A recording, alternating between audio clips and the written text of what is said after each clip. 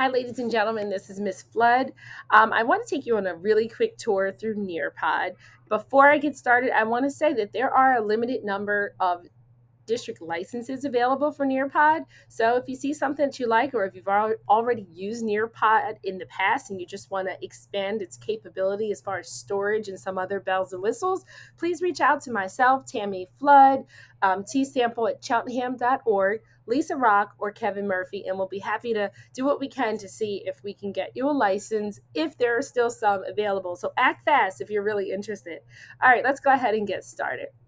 What is Nearpod? Well, here it is. It is an interactive, kind of engaging presentation tool. It allows instructors to put in engagement activities and to elicit feedback from our students, and it gives students a chance to have a voice in the classroom and in their learning.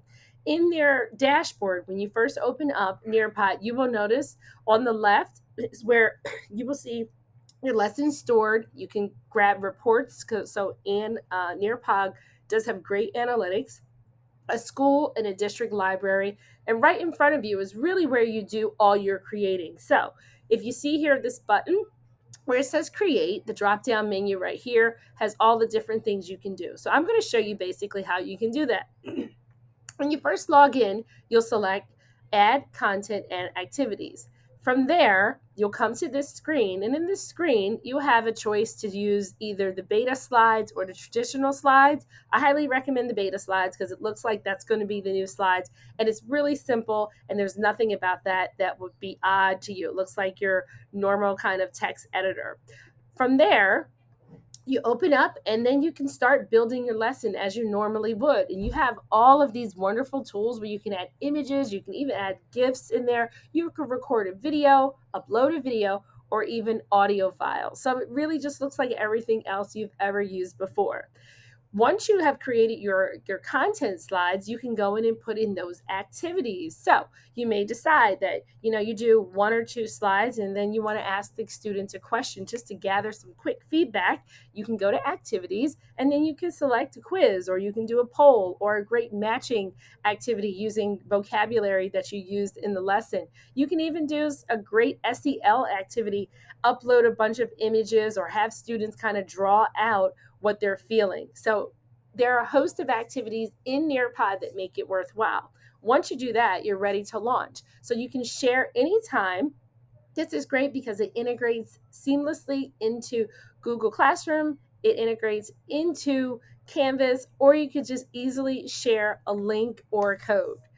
This is fantastic for synchronous or asynchronous or face-to-face and homework assignments for students. There is a student pace mode that allows you to send these Nearpod assignments with those built-in activities home with students, so you don't have to be the one actually kind of sitting and advancing the slides. But for those face-to-face times, you can do a face-to-face, a synchronous version that is equally powerful.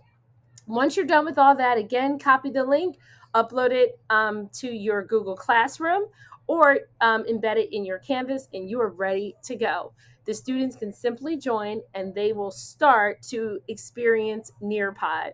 All right, there are a bunch of features inside of Nearpod, and I shared a flyer earlier with teachers about the various features. So check this out, or if you need it, you can always let me know. But these are the three that I really love: the whiteboard, the video questions, and annotations. So the whiteboard, and this is just a GIF of me doing that. I'm on a screen, and let's say a topic comes up, and I go up to whiteboard, which you can see right here on my live screen.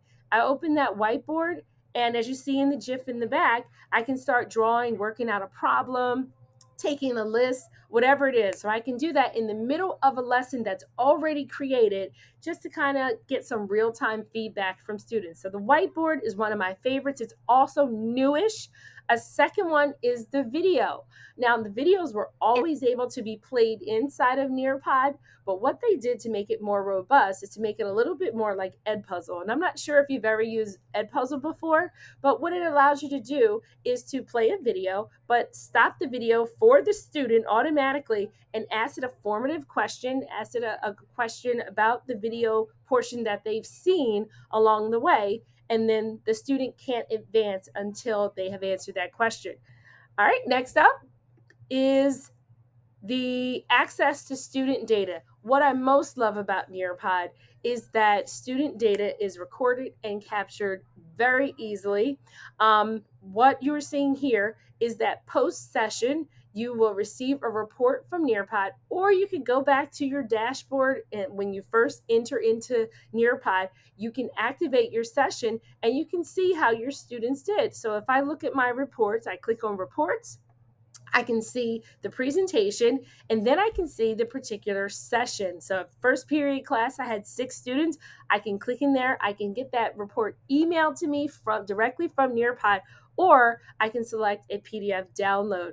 Those are things that I can include inside of my SLO or mode project if I ever need any analytics and I want to measure growth over a long period of time.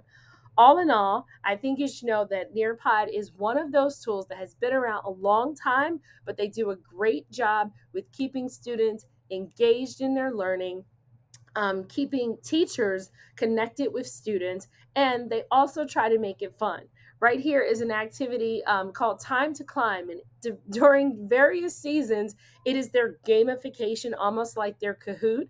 This is a Halloween theme, and Nearpod is really, really good about keeping up with the times. And because this is recorded, a week before Halloween, they changed, some of the scenery just to constantly keep it fresh. And that is what I really love about Nearpod. If you have any questions or you'd like more information, please feel free to reach out to anyone in the Office of Innovation. Again, my name is Tammy Flood, T Sample at cheltenham.org, Kevin Murphy, or Lisa Rock, and we'd be happy to talk to you about this. And again, there are a limited number of licenses available, so grab one today. Have a great day. Bye.